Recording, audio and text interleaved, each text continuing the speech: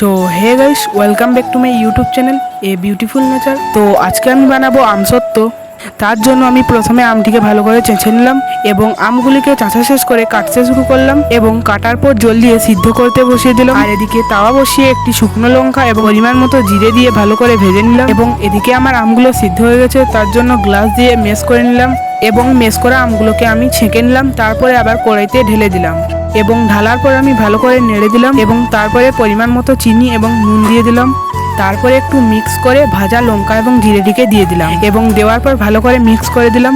তারপর একটি থালা নিয়ে থালার ওপরে তেল মাখিয়ে দিলাম আর তেল মাখানোর পর থালাটির ওপরে আমের সত্যটি ঢেলে নিলাম। যেহেতু আমার একটা থালাতে হচ্ছিল না, তাই আরেকটা থালাতে ঢেলে নিলাম। প্রায় 12 ঘন্টা রোদে রাখার পর এটি শুকনো হয়ে গেছিল, তার জন্য আমি বসে পড়লাম এটিকে কাটতে। আর কাটার পর আমি গোল গোল করে মুড়ে দিলাম এবং খেতে জাস্ট অসাধারণ হয়েছিল। আজকের মিনি ব্লগটা এই পর্যন্তই। যদি ব্লগটি একটু ভালো লেগে থাকে তাহলে একটি লাইক করে এই ছোট ভাইটির পাশে থাকবেন। তো বাই বাই।